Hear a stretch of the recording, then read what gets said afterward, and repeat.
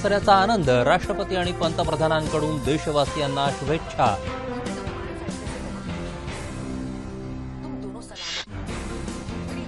पंतप्रधान नरेंद्र मोदी आज लखनौ इथं दसरा मेळाव्यामध्ये सहभागी होणार।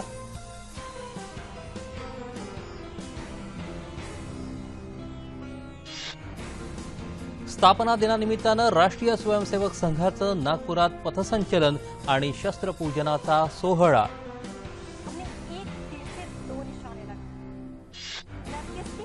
पाकव्याप्त काश्मीरसह संपूर्ण काश्मीर हे भारताचंच अविभाज्य अंग असल्याचं सरसंघचालक मोहन भागवत यांचं प्रतिपादन।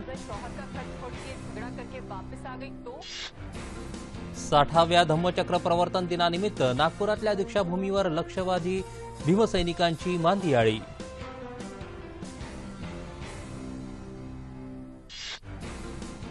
देवेंद्र फडणवीस, नितीन गडकरी, राधामोहन सिंग, रामदास आठवले, राजकुमार बडोले, चंद्रशेखर बावनकुळे यांच्या उपस्थितीत आज संध्याकाळी दीक्षाभूमीवर शानदार कार्यक्रमाचं आयोजन। मुंबईतल्या शिवतीर्थावर आज शिवसेना पक्षप्रमुख उद्धव ठाकरे करणार मार्गदर्शन। महापालिका निवडणुकीतल्या भूमिकेविषयी उत्सुकता।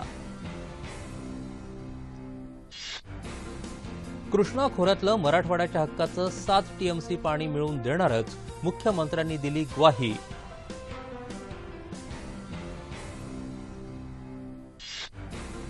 अहमदनगर जिल्ह्यातल्या भगवानगडावर जमावबंदीचा आदेश लागू। दसरा महोत्सवाची परंपरा यंदा मुंडे विरोधी शास्त्रीवादामुळे खंडित। पंकजा मुंडे यांनी घेतलं समाधीचं दर्शन। बीड जिल्ह्यात तातडीनं ओला दुष्काळ जाहीर करण्याची विरोधी पक्षनेते राधाकृष्ण विखे पाटील यांची मागणी।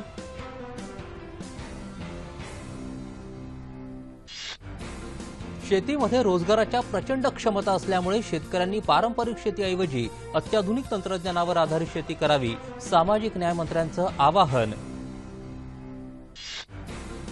बेकायदेशीर बांधकामं न पाडल्याप्रकरणी मुंबई उच्च न्यायालयानं बृहन्मुंबई महानगरपालिका आयुक्तांना पाठवली कारणे दाखवा नोटीस।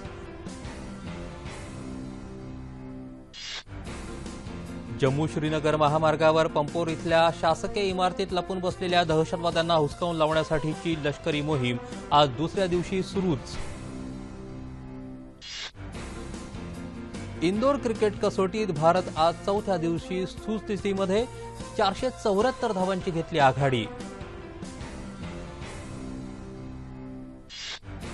अहमदाबाद इथं सुरू असलेल्या विश्वचषक कबड्डी स्पर्धेत आज भारताचा मुकाबला जपानशी होणार।